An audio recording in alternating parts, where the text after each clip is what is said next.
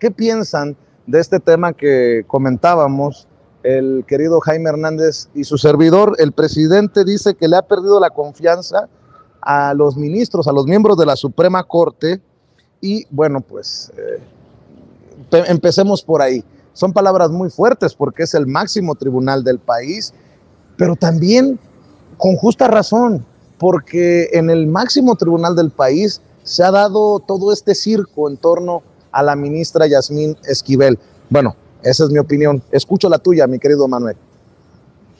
Pues sí, Vicente, mira, ¿cómo no les va a perder la confianza si incluso el último que se supone que era un presunto aliado del presidente López Obrador como Arturo Saldívar Lelo de la Rea, su voto fue revelado que él emitió su sufragio a favor de Ortiz Mena, uno de los más nefastos actuales 11 ministros que actualmente se encuentran en la Suprema Corte de Justicia de la Nación? ¿Cómo no les va a perder la confianza si han votado en contra prácticamente todo lo que muchos consideramos hace bastante bien a la vida pública de México?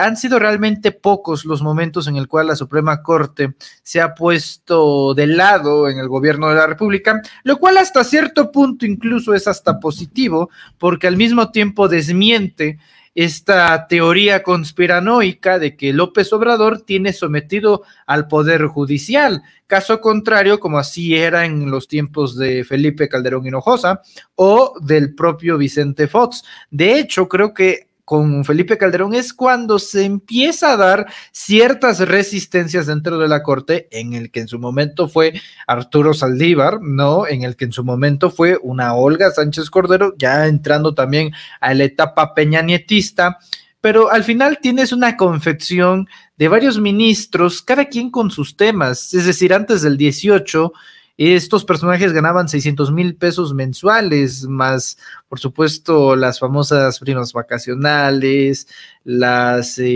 dietas, los privilegios ostentosos de la Corte. ¿Cómo no se les va a perder confianza cuando realmente tienes a la mitad de la Corte en tu contra? ¿Cómo les vas a tener confianza cuando 3 de las propuestas del presidente López Obrador para la Corte, una es solamente la que ha votado, digamos, 14 de 21, que era justamente Yasmín Esquivel? ¿Cómo se le va a tener confianza cuando en momentos claves, como en la constitucionalidad de ciertas reformas, se terminan posponiendo, le dan muchas vueltas? Hay muchos factores para no tener confianza, y creo que el principal es que el Poder Judicial es el único poder el cual no elige la gente. El presidente de la República, que representa el titular del Poder Ejecutivo, es elegido por el pueblo. Las y los diputados, las y los senadores son elegidos directamente a través de elecciones populares por el pueblo.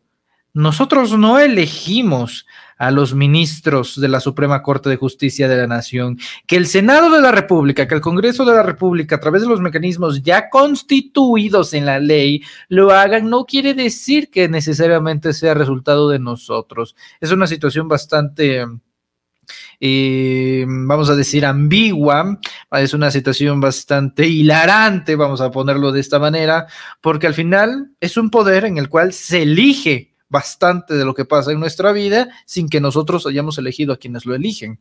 Entonces creo que el presidente López Obrador está en lo correcto. Tampoco creo que vaya a haber injerencia, no creo que vaya a haber intervención, no creo que se vayan a dar estos factores. Lo que sí creo es que aquel que diga que se vive en una dictadura y que Montesquieu murió en vano porque no existe la división de poderes, pues es prácticamente un mentiroso. Y bueno, que quede claro que Andrés Manuel López Obrador no es Ernesto Zedillo en esto de la Suprema Corte de Justicia de la Nación. Entendió el que entendió. Doctor Isaac de Paz González, ¿cómo ves tú estas declaraciones del presidente y cómo ves a este Poder Judicial? Pues no sé si llegue a tal grado, pero yo diría que incluso con su autoridad moral puesta en tela de juicio. ¿Qué piensas, doctor? Pues desde luego que la crítica del presidente hacia la Corte ha sido siempre como muy directa, muy franca y muy persistente en diversos aspectos. Verdaderamente la Corte no está al servicio del presidente, eso es, lo que queda claro es eso. Y también yo coincido con Pedrero en que se derriba el argumento de la oposición concerniente a que López Obrador tiene sometida a la Corte, tiene de rodillas a la Corte, tiene cooptado al Poder Judicial, es un autócrata y la tiene a su servicio. Totalmente creo que no existe ningún indicio como para pensar que el presidente domina la Corte. Tan no la domina que pues, Manuel ya enumeró algunas cuestiones en las que la Corte ha votado en contra del presidente, de su visión sobre algunos temas importantes, pero también la Corte sí que ha validado, por ejemplo, una de las muy importantes que validó fue la ley de la industria eléctrica y con eso derribó todo lo que venían haciendo algunos jueces administrativos para frenar la ley y fortalecer la soberanía energética. Entonces, la Corte siempre tiene estas decisiones contrastantes porque es verdad que hay un viejo paradigma en la Corte, un paradigma muy legalista, muy poco relacionado con los problemas constitucionales de fondo que vive el país y que suele quedar bien en algunos temas como progresividad de ciertos derechos, pero en temas económicos, en temas políticos, luego es muy ambivalente, valida cuestiones que no debe validar y trata de invalidar leyes que le hacen bien a México, como menciona Manuel Pedrero.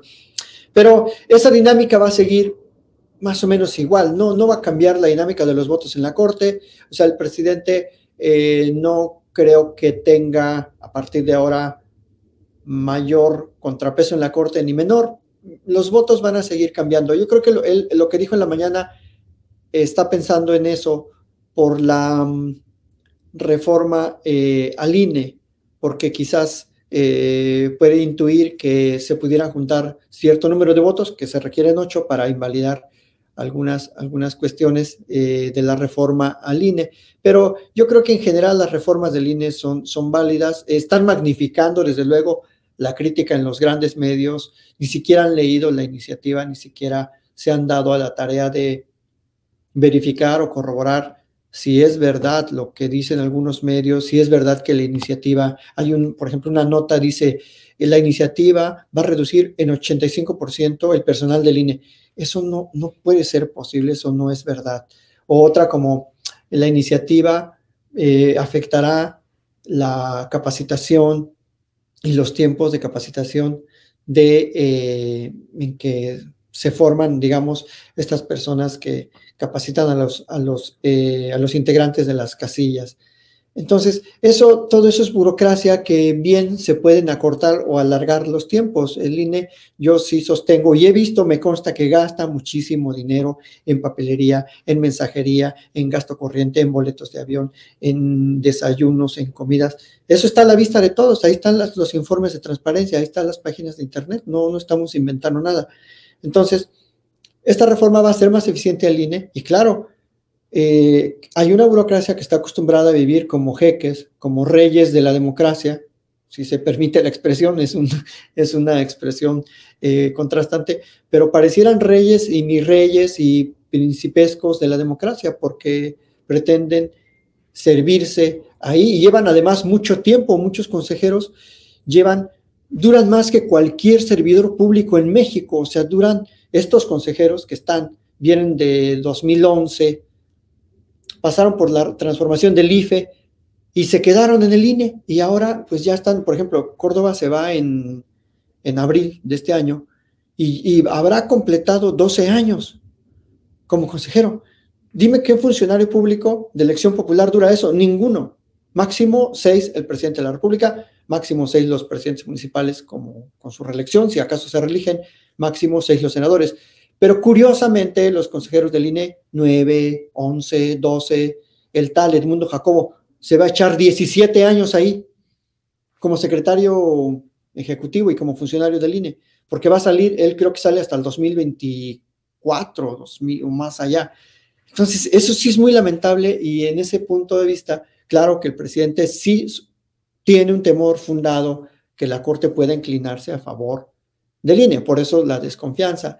Y por otro lado, volviendo al tema de la Corte, creo que no va a cambiar mucho la dinámica de los votos, más o menos van a seguir votando los temas que ya han votado en el mismo sentido, haciendo bloque a veces el ministro Saldívar con Esquivel, con Loretta Ortiz, con la ministra también Ríos Farjat y con el ministro Carranca. Entonces, no creo que junten los votos necesarios para invalidar la reforma que está proponiendo el presidente. Eso es lo que yo considero. Ya que lo pusiste